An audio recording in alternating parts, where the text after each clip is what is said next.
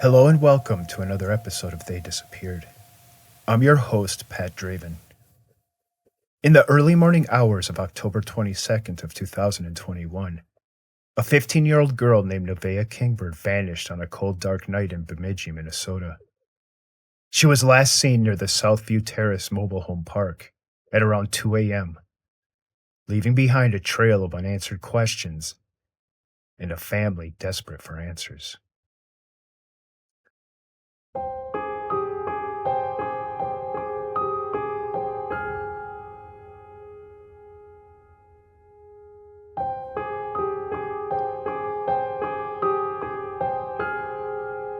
Nevaeh Kingbird was born on August 26th of 2006. One of 6 children and the third oldest among her siblings, she had a particularly close bond with her mother, Teddy. She also shared a special closeness with her older sister, Kaylee. The two sisters shared a bedroom and often stayed up late talking about their day before going to sleep. An enrolled member of the Red Lake Nation, Nevaeh grew up in Bemidji, Minnesota, near several Ojibwe reservations. She embraced her heritage and was fluent in the Ojibwe language, which is a testament to her connection with their culture and elders. In the fall of 2021, Nevaeh was starting her freshman year in high school. And like many teens, she had faced some challenges. And in the months before she disappeared, she was grieving the loss of 2 friends who had died by suicide. This had understandably taken an emotional toll on her. She was also navigating the typical teenage growing pains and sometimes butted heads with her mom. In fact, Nevaeh had a history of occasionally running away from home for short periods of time. Once, she even stayed away for nearly a month before she returned. Despite those past incidents, Nevaeh always maintained contact with family and friends. Even when she was on the run, she would stay in contact through somebody else's social media. This point will become very important in understanding why Nevaeh's prolonged silence after October 22nd alarmed those who were closest to her.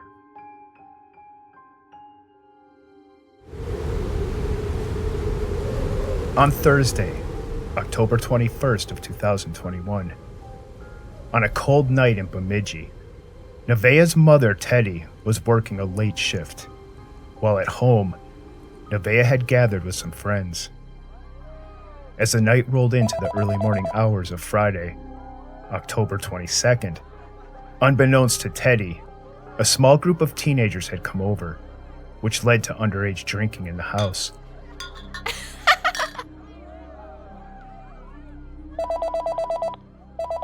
At around 1 a.m., Teddy called the house and spoke with Nevaeh. According to Teddy, during their conversation, Nevaeh was slurring her words. Growing agitated, Teddy finally asked her daughter what was wrong with her.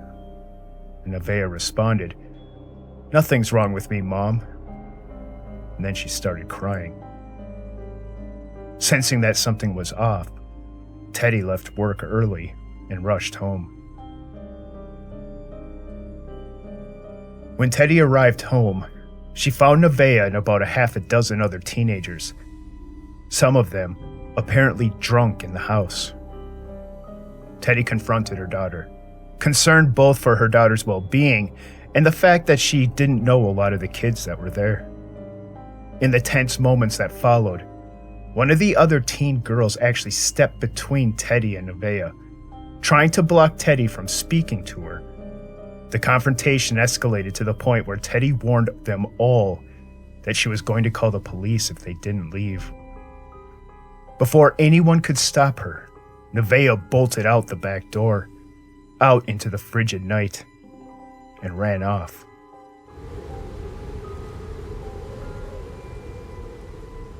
Several other teens scattered as well. This was around 1:30 a.m. and would mark the last time Teddy ever saw her daughter. Nevaeh had vanished into the darkness as temperatures hovered near freezing. And she wasn't even wearing a coat.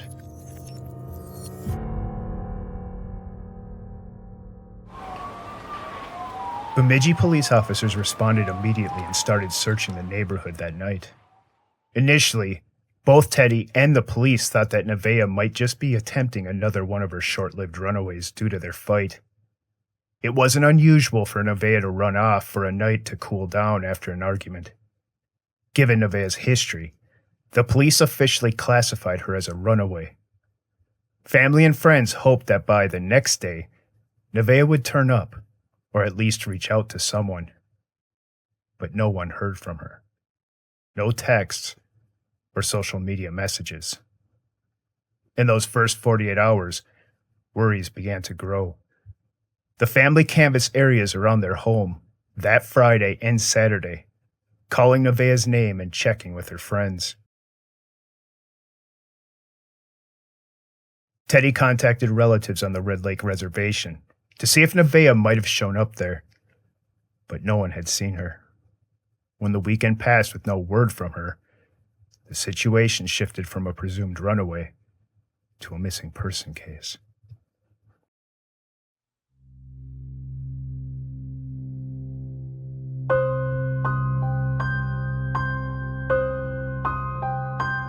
With Nevaeh officially classified as a missing person, law enforcement launched a deeper investigation and search effort. For 7 days, Bemidji police focused searches on the Southview Terrace mobile home park and surrounding neighborhood where she was last seen. Officers knocked on doors and interviewed Nevaeh's friends to piece together her last known movements. Family members and volunteers also joined the search, walking through nearby fields and wooded patches.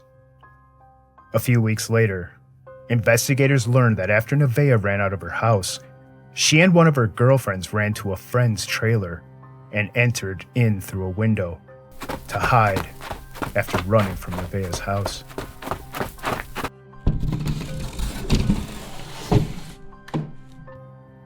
At some point, while they were in that trailer, the friend's stepfather heard voices and came to investigate. He knocked on the bedroom door and told everyone to leave.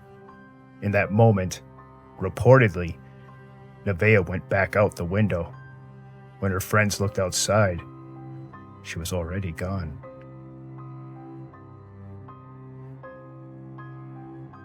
Sometime between 3:30 and 4 a.m. that morning, a nearby resident reported seeing a young female walking south of the mobile home park. His description of the girl's clothes, a black hoodie, skinny blue jeans, and black and red Nike sandals, matched the clothes her friends indicated she had been wearing that night.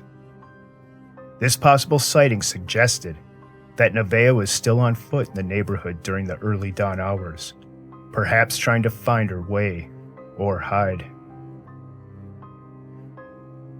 Another tip that came in weeks later reported that at around 9 or 10 a.m. on October 22nd, a couple living south of the trailer park reported that a girl matching Nevaeh's description knocked on their door, but by the time they answered, she was already gone. Shortly after, they discovered that 2 windows on their detached garage were broken, as if someone might have tried to enter or seek shelter there. Unfortunately, because the tip had come in weeks later, any potential surveillance footage from homes in the area had been overwritten or lost, adding to the frustration of investigators. In the weeks following Nevaeh's disappearance, Bemidji police continued to follow leads. Initially, because of Nevaeh's past, some community members might have assumed she had run away to a friend's, or maybe even traveled to another town or reservation. In fact, authorities considered that Nevaeh might have actually left the state at some point, and they alerted interstate databases to her missing status. The National Center for Missing and Exploited Children also became involved, helping to spread awareness nationally. As November turned to December with no contact from Nevaeh, police intensified the investigation. They conducted ground searches of the Southview Terrace Park area, with the help of the Bemidji Fire Department and many of Nevaeh's family and friends. The community rallied to assist, combing through wooded areas, fields, and any places a person might hide, or tragically, where remains might be found if exposure had taken its toll. Then, a small clue emerged: Nevaeh's cell phone. It had been found tucked between a bed and the wall inside of her friend's trailer. It seems, in Nevaeh's hurry to jump out the window, her phone fell out of her pocket. For a moment, this discovery raised hopes. Maybe the phone could hold answers. But upon forensic examination, the phone didn't offer any clues to her whereabouts. Any pings or location data were consistent with what was already known, and there were no clear messages or calls out after she ran. It was another dead end. However, the recovered phone did help investigators definitively establish that Nevaeh had not accessed any of her social media or made contact after that night, reinforcing the seriousness of the situation.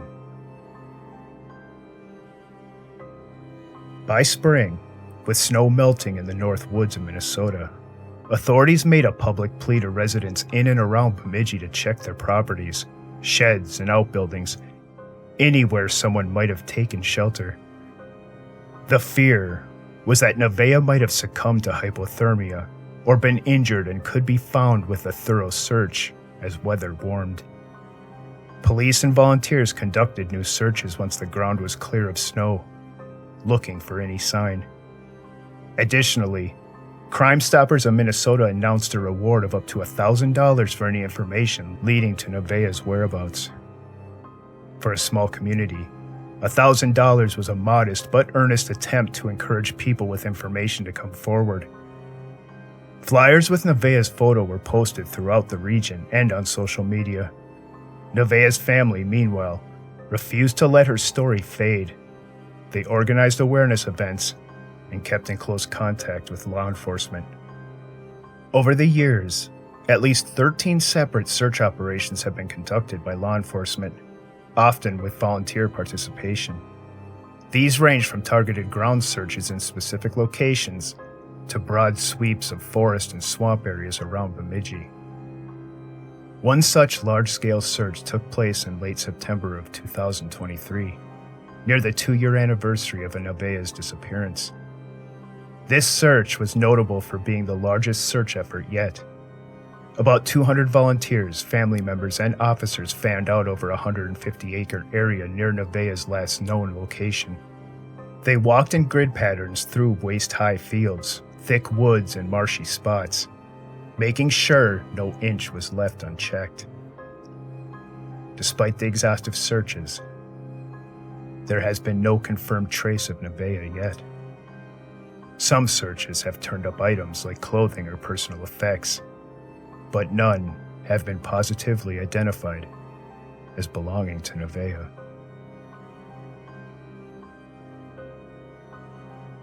To date, Nevaeh Kingbird remains missing. The search continues, fueled by hope and an unyielding desire for justice. We reach out to you, the listening community. If you have any information regarding Nevaeh Kingbird's disappearance, please contact the Bemidji Police Department at 218-333-9111.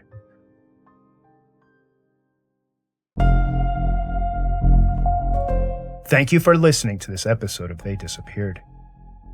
For bonus content, you can visit our website, Facebook page, or our Patreon page, all of which are linked in the show notes. This episode was produced by Katie Haze. To see and hear more of her work, please visit her website, katiehaze.com.